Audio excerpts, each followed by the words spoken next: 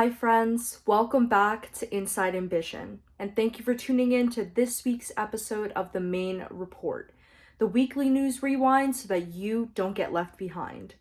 I'm Gabrielle Remo, and I invite you to subscribe to our YouTube channel and to click that notification bell to know every single time we upload a new video.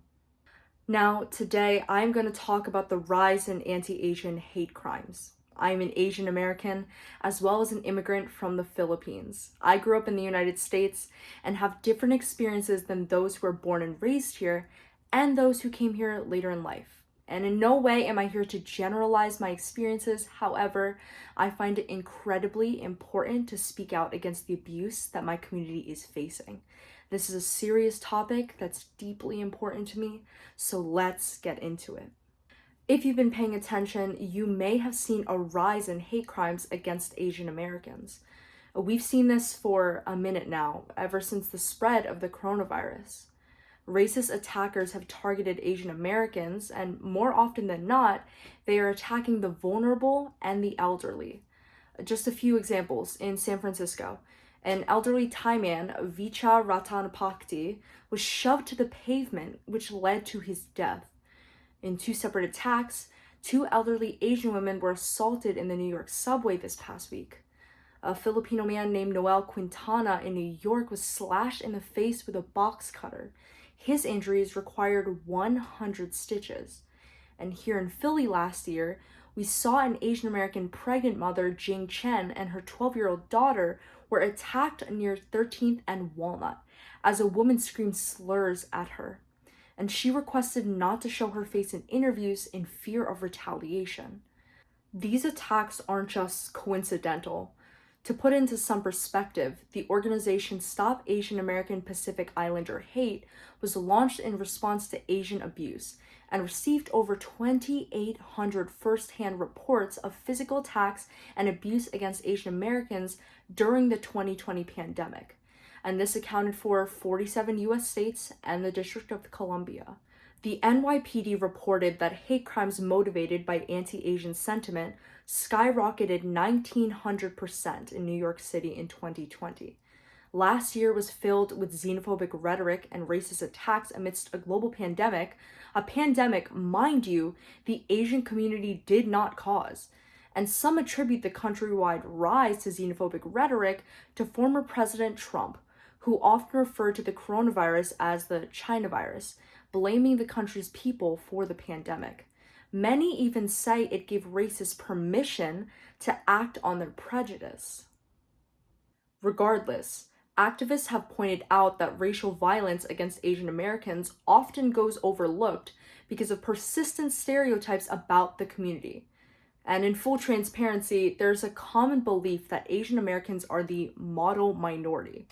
Some of you may know of this, but in summation, the model minority concept is this idea that Asian Americans have class privilege due to high socioeconomic status and a level of education. So, because of this, discrimination to Asians doesn't really happen, and any claims to it happening are illegitimate.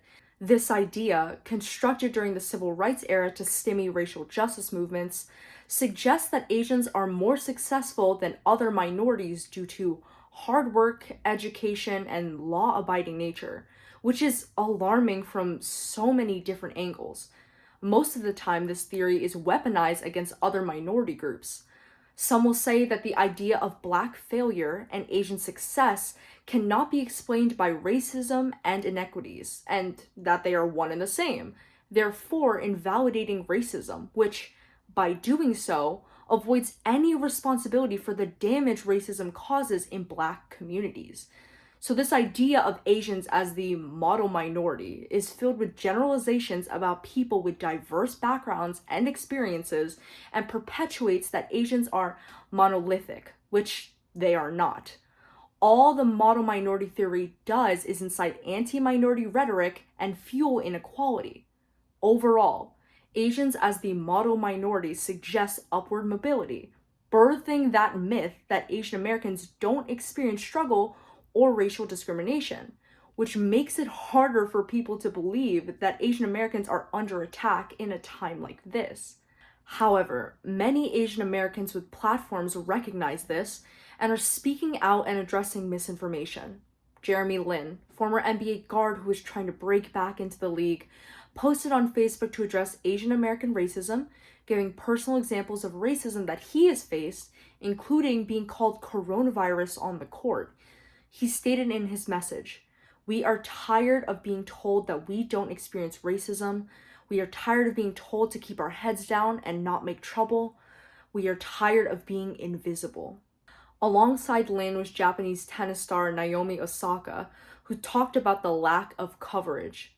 She said, "The fact that this topic is not very widely covered makes me concerned.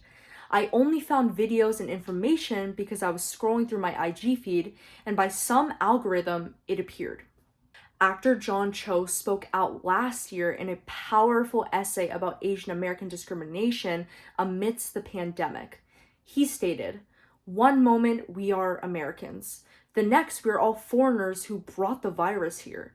And because the stereotypes may be complementary, i.e. hardworking and good at math, it makes people, including us, think that anti-Asian sentiment is somehow less serious, that it's racism light, that allows us to dismiss the current wave of Asian hate crimes as trivial, isolated, and unimportant."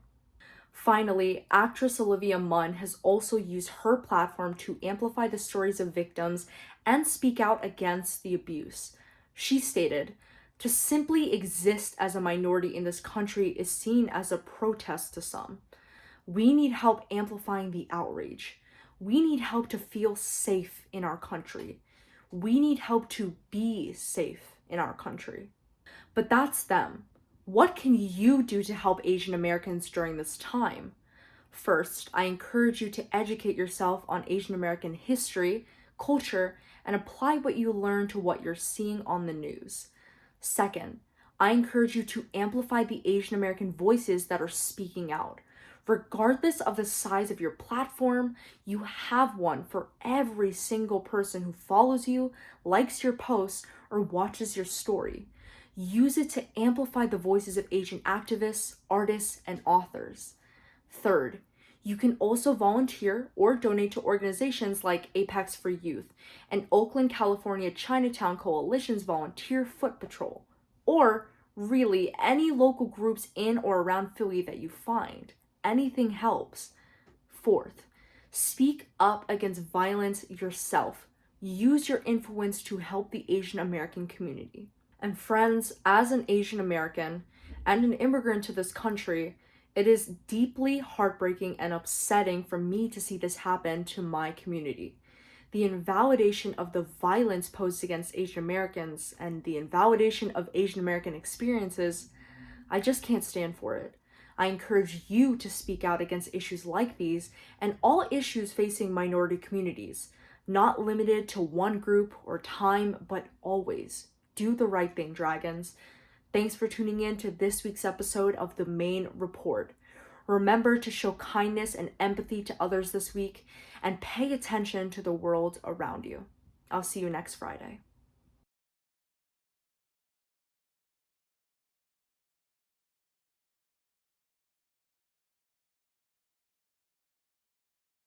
Hey there, it's Alex from the future, and I'm here to tell you if you subscribe to our channel right now, COVID-19 will be eradicated from the globe.